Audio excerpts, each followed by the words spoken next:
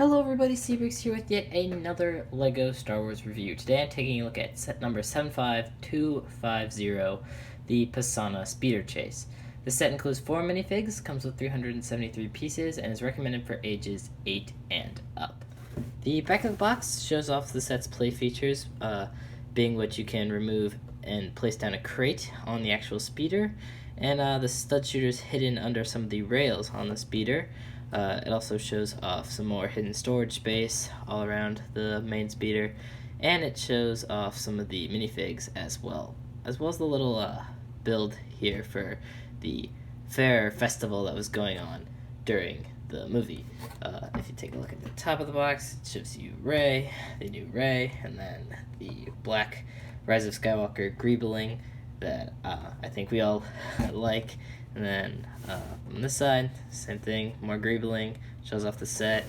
On this side, shows off the LEGO Star Wars logo, all the manufacturing information, as well as a little advertisement for LEGO Life. And then bottom is also just a bunch of other useless information. Alright, let's get into the review. With this build review, I actually did something that I rarely ever do, which is include the minifigs in the actual building segment of the set, because I think that without them, the set does not look nearly as good. I think the minifigs do kind of make the set, they bring it together in this in the part, but we'll take a look at each build individually with the minifigs towards the end. But yeah, let's take a look at the big speeder first.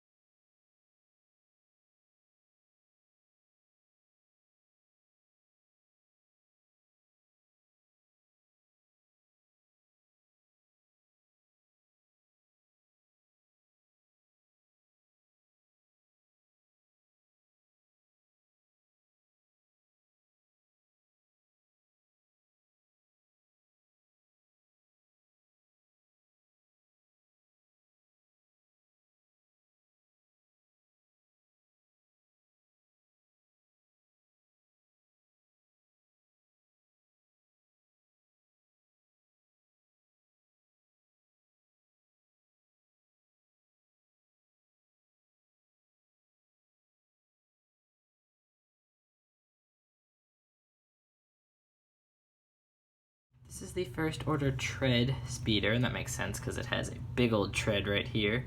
Not much you can do with this.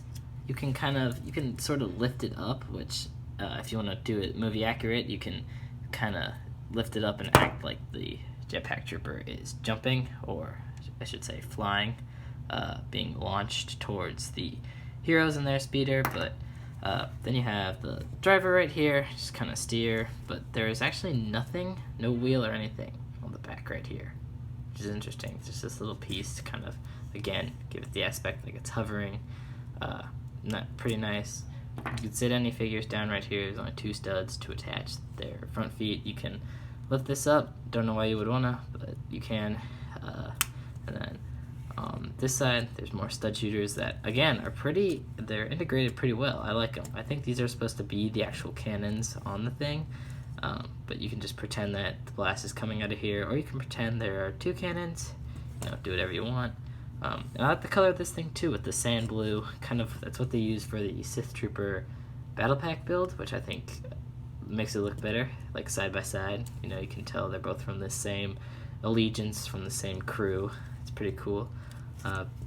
Yeah, not much to say about this. Nice little build. Get a big old tread, and then it's on obviously a wheel, so you can move it. It moves pretty well on hard surfaces. It moves alright on carpet. It moves pretty good on this cloth table. So yeah, good build. I like it. Yeah, the tiniest and probably the least most exciting build is this little stand where you can have the crates that I originally showed on the speeder. You can store them right here. It kind of gives the set a good vibe, like it shows that they're at the festival, they're in the movie, which I like. And yeah, pretty good looking thing. It's nice. It's a good little background build, but nothing too important. Yeah, I like the look of it. Moving on. Taking a look at the minifigs, first up is BB-8. This is actually a different design for BB-8 than what they had in The Last Jedi and in The Force Awakens. His head is different. I think his body is still the same. I like the way he looks. He looks kind of a little more rugged, a little more detailed. They got some more of the spots down, the lines, the kind of curvature painting on him down. He has a little cute little eye right there, and then his little bolt on the side. Pretty nice. Still the same mold, same BB-8. Good inclusion of the set. That's pretty much all I have to say about him, though. This is the First Order Tread Speeder Driver. Yes, that is kind of a mouthful of a name, but I think this is a great minifig. He also has a really good front torso print, and then if you take a look at the back, he has the regular First Order Stormtrooper back torso print. If you take a look at his legs, I feel like he has a lot more texture than the normal Stormtrooper. He also has a little red insignia right here on his torso print. He comes with a tiny little black pistol, and he has the curved, more thin-lined Stormtrooper helmet. If we pop off his helmet, you can see he has, of course, the notorious angry clone face beneath the mask. This is the First Order Jet Trooper. He also has a really nice torso print with the same insignia as the First Order Tread Speeder Driver. His leg print and torso print are the same as any regular First Order Stormtrooper.